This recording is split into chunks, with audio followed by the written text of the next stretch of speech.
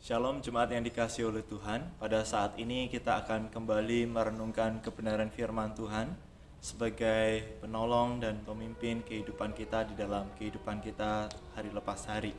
Pada saat ini kita akan merenungkan bagian firman Tuhan yang terambil dari kitab Filipi, pasal yang pertama ayat 12 sampai ayat yang ke-30. Tetapi pada saat ini saya hanya mengambil bagian tertentu saja, tidak membacanya keseluruhan.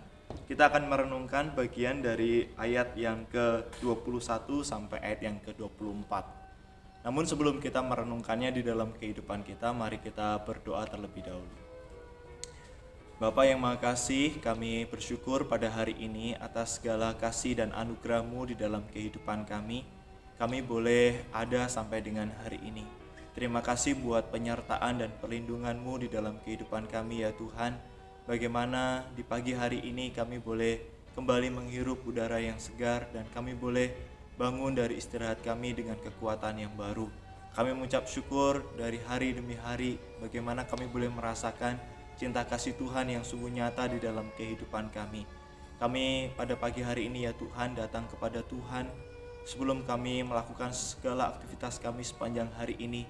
Kami mohon biarlah Tuhan juga boleh berbicara, menyapa setiap kami melalui kebenaran firman-Mu, sehingga kami juga tidak salah melangkah di dalam kami menjalani hidup kami sepanjang hari ini.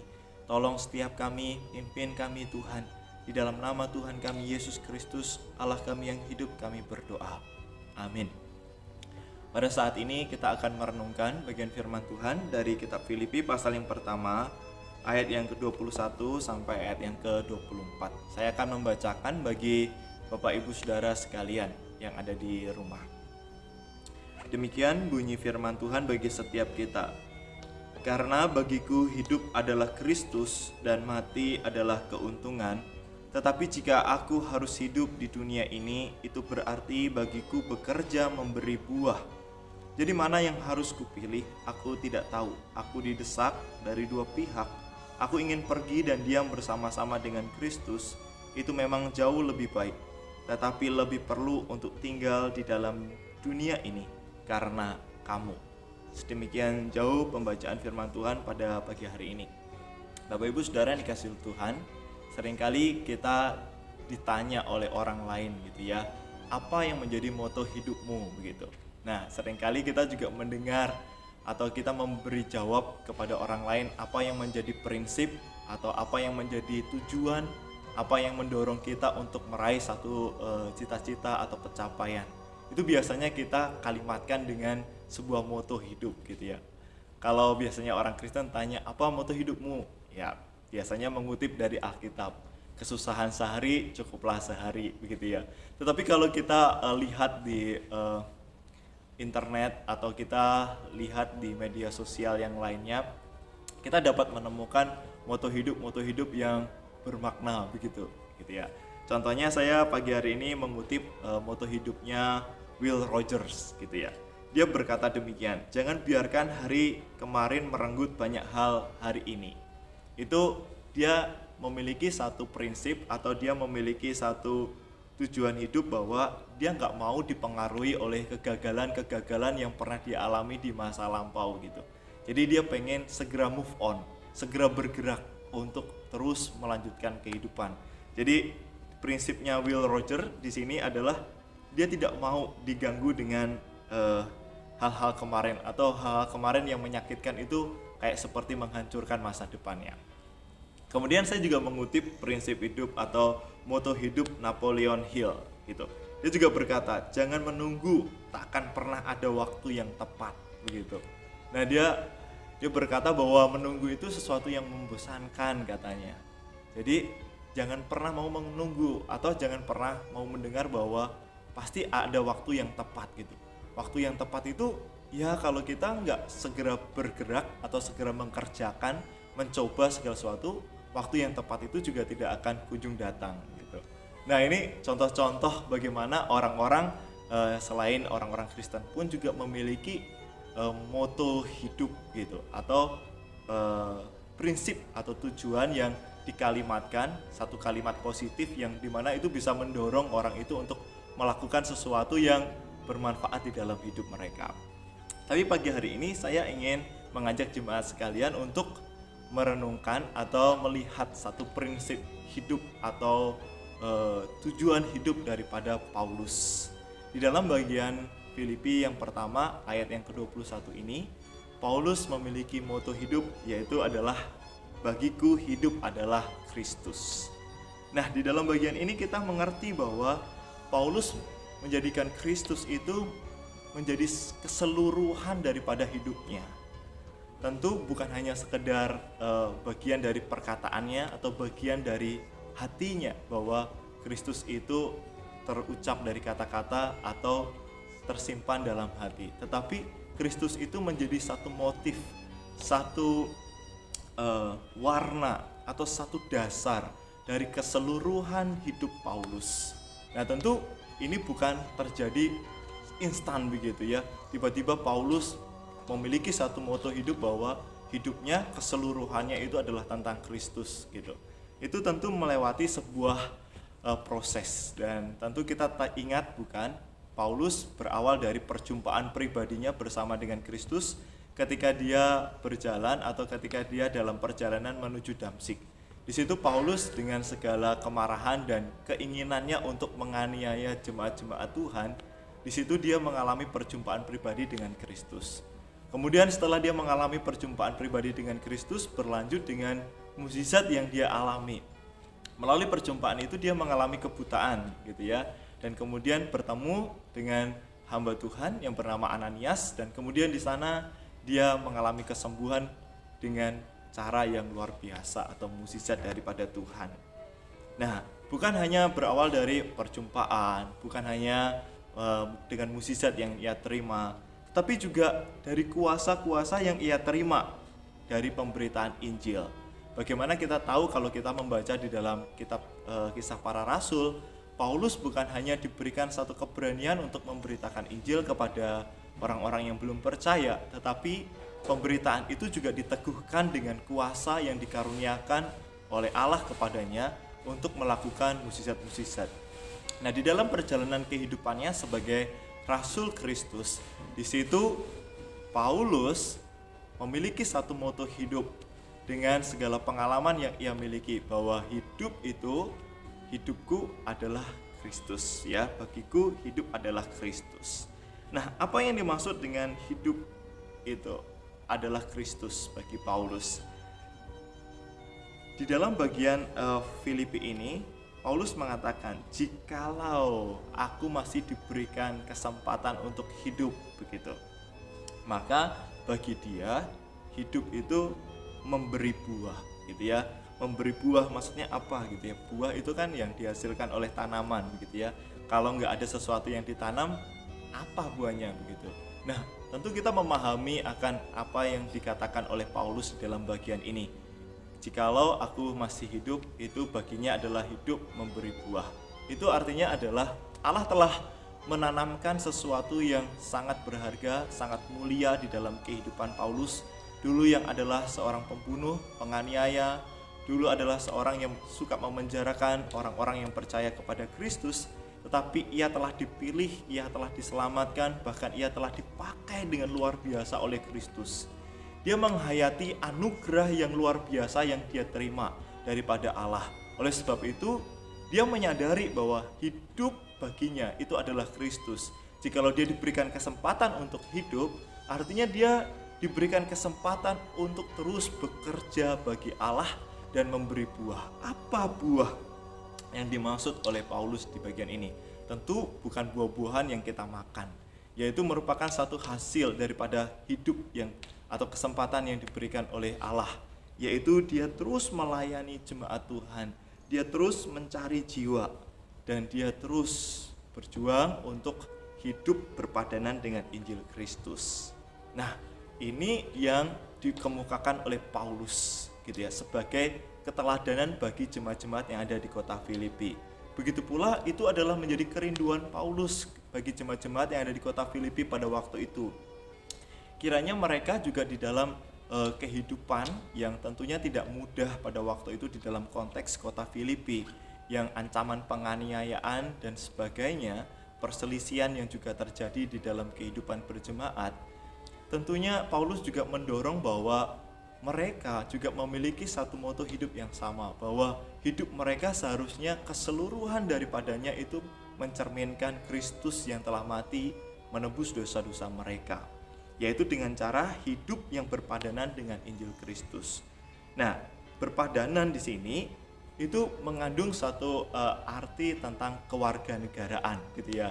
Di dalam bagian kitab Filipi ini Paulus juga menyinggung tentang kewarganegaraan orang-orang percaya. Memang mereka mungkin sebagai orang Filipi, tetapi di dalam kacamata Allah begitu ya, mereka sebagai orang-orang percaya, mereka juga memiliki kewarganegaraan surgawi begitu.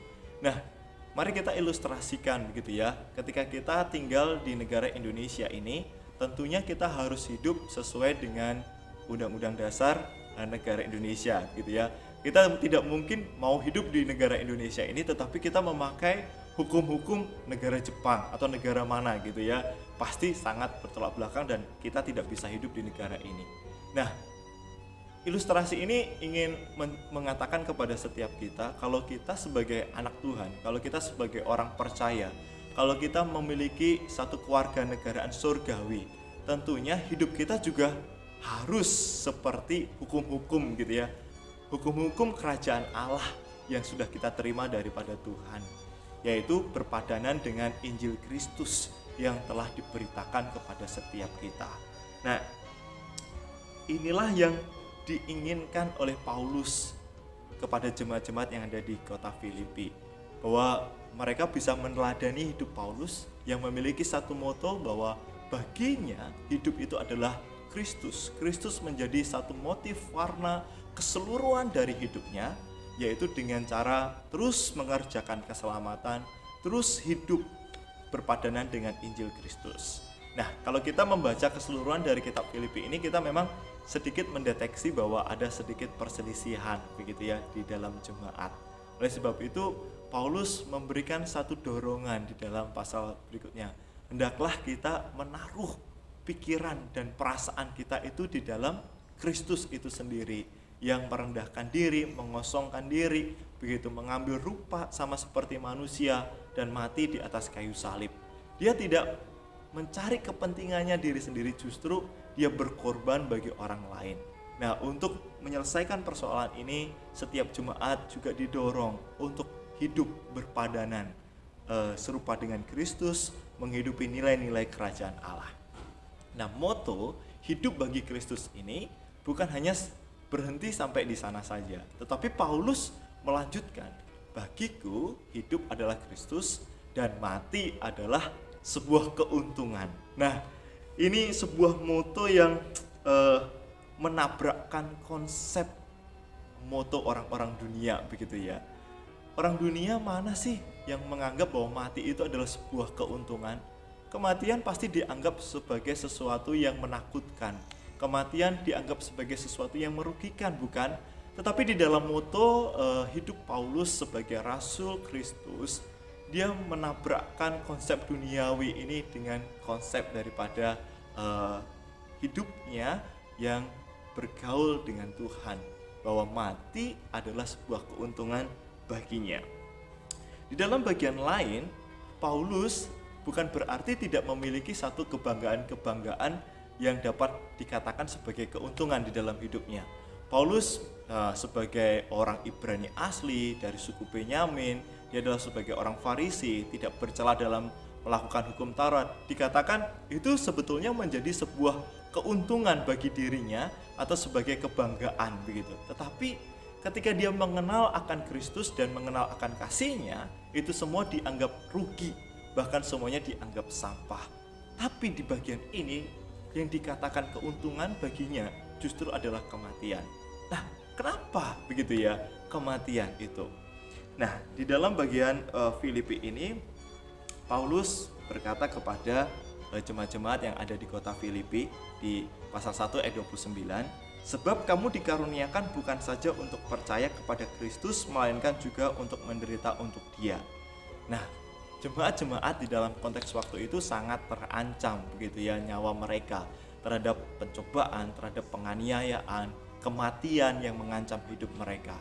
Nah, Paulus di sini ingin meneguhkan kepada setiap mereka sebagai orang-orang percaya yang memiliki kemungkinan besar akan menderita, supaya mereka jangan takut, supaya mereka tidak gentar menghadapi kematian itu atau menghadapi penderitaan itu.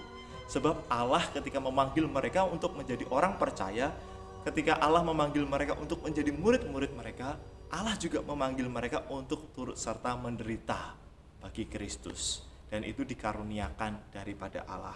Tetapi bukan berarti ini hanya sekedar penderitaan, tetapi itu juga merupakan ada kelanjutannya yang mewartakan satu kabar baik bagi setiap kita di dalam pasal 3 ayat 20-21, yaitu mengenai surga.